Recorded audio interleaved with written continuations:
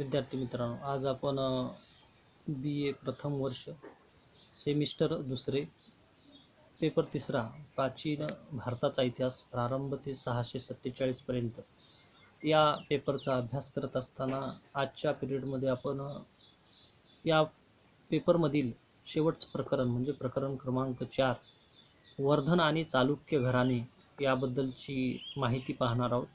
तर सर्वप्रथम आपण वर्धन आणि या चालुक्य घराण्यापैकी वर्धन घराण्याची माहिती संपूर्णपणे पाहणार आहोत. तर आजच्या पिरियडमध्ये आपण ज्या काही वर्धन घराणे आणि या वर्धन घराण्याबद्दलची माहिती पाहू आणि उद्याच्या पिरियडमध्ये आपण जे हर्षवर्धनाची कारकीर्द किंवा हर्षवर्धनाचा पराक्रम आहे त्याबद्दलची माहिती पाहणार आहोत. तर आज आपण वर्धन घराणे याबद्दलची माहिती पाहणार आहोत. तर आता वर्धन घराण्याबद्दलची माहिती पाहत असताना हे वर्धन जे साम्राज्य किंवा घराणे या वर्धन साम्राज्याबद्दलची माहिती पाहत असताना इसवी सनाच्या 6व्या शतकात जे गुप्त साम्राज्याचा ऱ्हास झाला किंवा अस्त झाला, त्यानंतर जे गुप्त साम्राज्य भारतभर पसरलं होतं आणि या गुप्त साम्राज्याचे विविध प्रांत होते, म्हणजे वेगवेगळे भाग होते आणि या भागावर असणारे जे काही शासक किंवा सरदार असतील, त्यांनी गुप्त साम्राज्याने नेमलेले जे काही शासक होते किंवा ते व्यक्ती असतील, त्या व्यक्तींनी आपलं राज्य स्वतंत्र करून घेतलं. ज्या ठिकाणी ते राज्यकारभार करत होते ते स्वतःचं अस्तित्व त्यांनी सिद्ध केलं आणि त्या ठिकाणी स्वतंत्र अशा राजघराण्याची निर्मिती केली. त्यामुळे उत्तर भारतामध्ये अनेक प्रांतीय राजे किंवा राजसत्ता निर्माण झाल्या आणि त्यापैकीच एक आहे वर्धन साम्राज्य. आणि हे वर्धन साम्राज्य पुष्यभूती या व्यक्तीने तत्कालीन स्थितीमध्ये वर्धन या साम्राज्याची निर्मिती केली.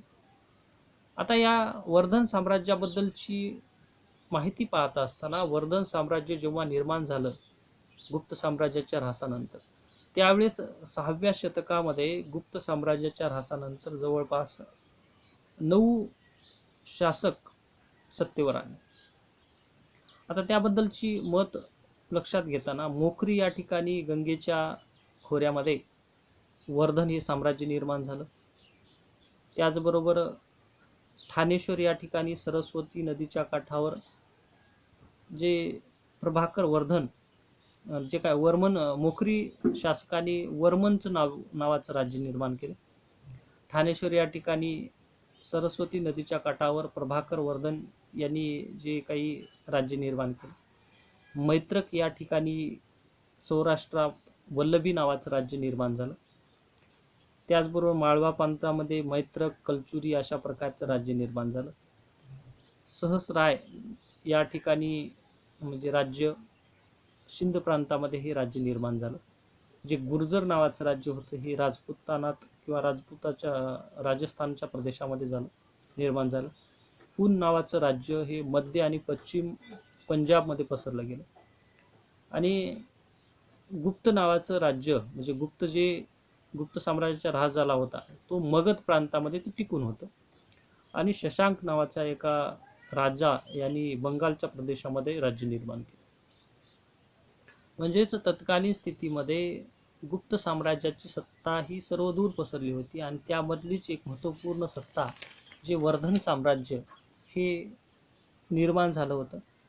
आता या वर्धन साम्राज्याबद्दलची माहिती पाहत असताना सर्वप्रथम या वर्धन साम्राज्य आणि या वर्धन साम्राज्याचे संस्थापक म्हणून पुष्यभूती यांना वर्धन साम्राज्याचा संस्थापक मानलं जातं.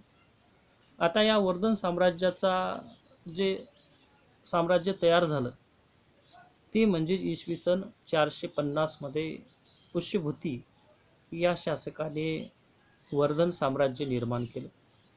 आता या वर्धन साम्राज्यामध्ये पुष्यभूतीनंतर नरवर्धन नावाचा शासक आला. तो इसवी सन 500 मध्ये आला. म्हणजे 50 वर्ष पुष्यभूतीने सत्ता गाजवली. त्यानंतर नरवर्धन आला. त्याच्यानंतर राज्यवर्धन आला. त्याच्यानंतर आदित्यवर्धन. अशा प्रकारचे जवळपास 4 शासक झाल्यानंतर पुढचा शासक 5वा शासक म्हणजेच प्रभाकर वर्धन जो इसवी सन 580 मध्ये आला. आणि या प्रभाकर वर्धनचाच पुत्र म्हणजेच हर्षवर्धन हा साम्राज्याचा महत्त्वपूर्ण आणि महान शासक म्हणून वर्धन घराण्याचा शासक ओळखला जातो. म्हणजेच हर्षवर्धना अगोदर जवळपास 6 शासक होऊन गेले. ते म्हणजेच पुष्यभूती हा वर्धन साम्राज्याचा संस्थापक जो इसवी सन 450 मध्ये आला.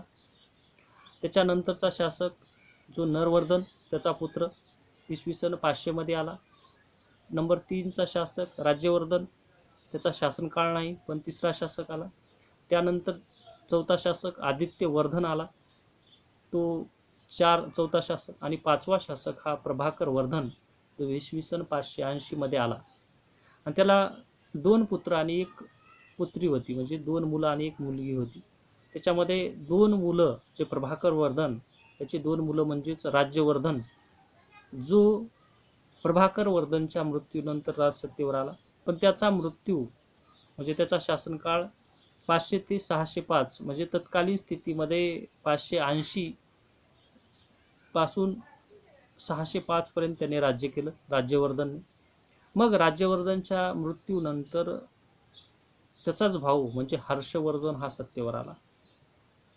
म्हणजे त्या हर्षवर्धन जो त्याचा कार्यकाळ समजून घेताना इसवी सन 606 ते 647 पर्यंत वर्धन साम्राज्याचा महान शासक म्हणून ज्याला ओळखला जातो तो म्हणजेच हर्षवर्धन. आणि या हर्षवर्धनाबद्दलच आपल्याला उद्याच्या पिरियडमध्ये पूर्ण माहिती पाहायची.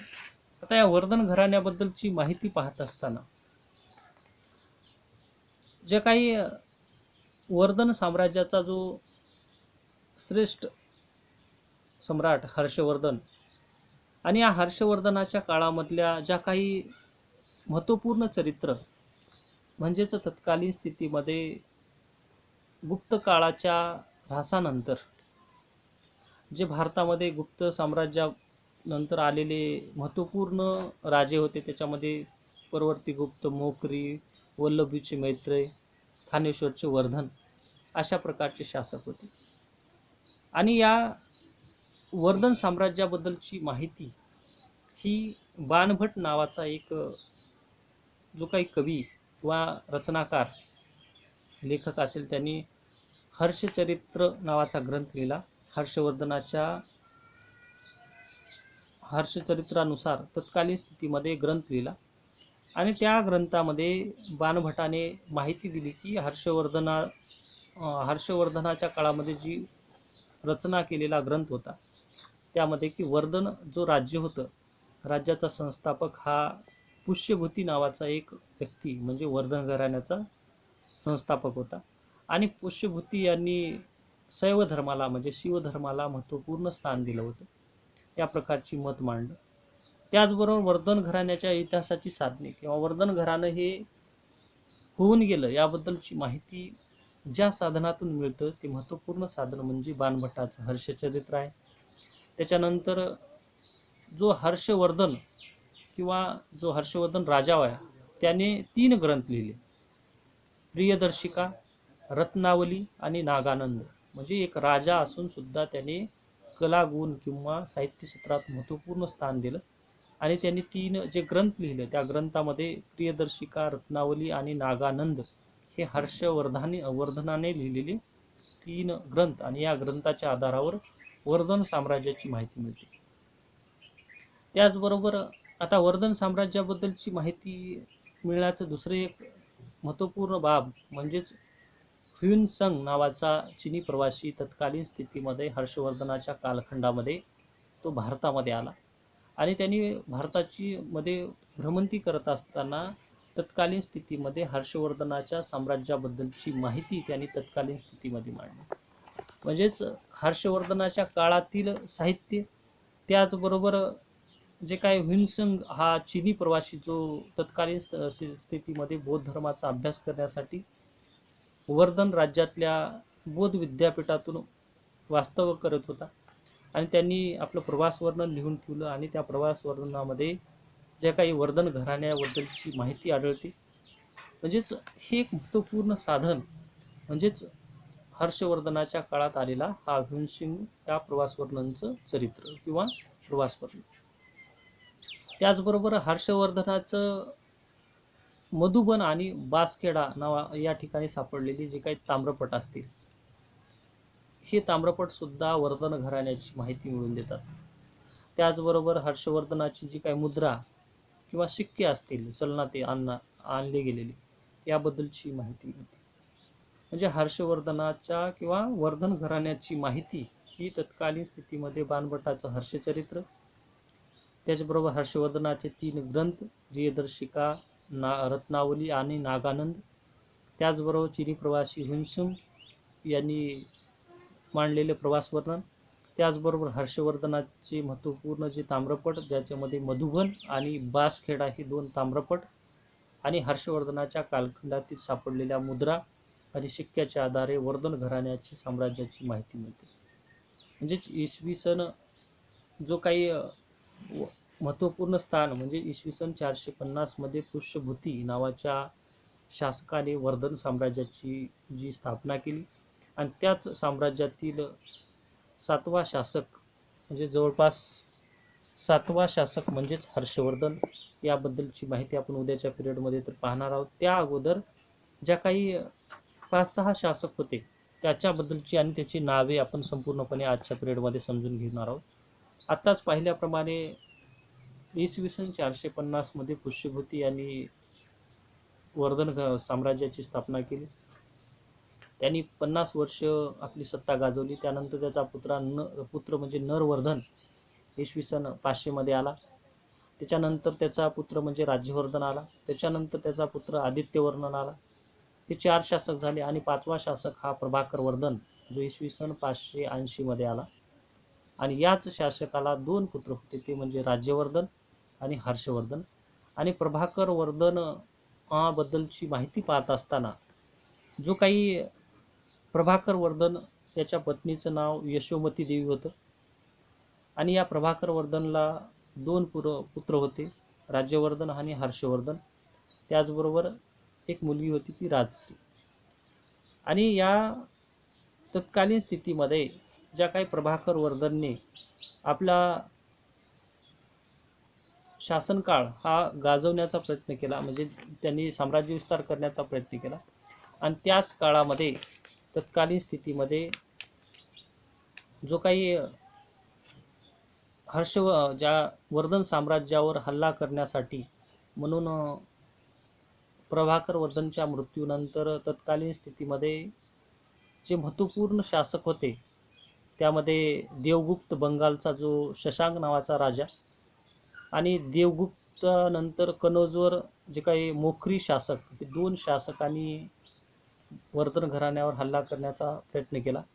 आणि त्यामध्येच त्या प्रभाकर वर्धनच्या मृत्यूनंतर पुन्हा एकदा राज्याची जी आर्थिक हानी झाली होती त्यावेळेस वर्धन घराण्याला टिकवण्यासाठी म्हणून एक ग्रहवर्मन तत्कालीन स्थितीमध्ये ज्या वर्धन साम्राज्याला टिकवून ठेवण्यासाठी प्रयत्न करत होते. त्यावेळेस वर्धन साम्राज्याचा महान शासक म्हणजे प्रभाकर वर्धनच्या मृत्यूनंतर 2 अल्पवयीन मुलं होते, ते म्हणजेच राज्यवर्धन आणि हर्षवर्धन. तर राज्यवर्धन हा एका लढाईमध्ये मारला गेला आणि त्यानंतर हर्षवर्धनाकडे पूर्ण सत्ता ही आली गेली.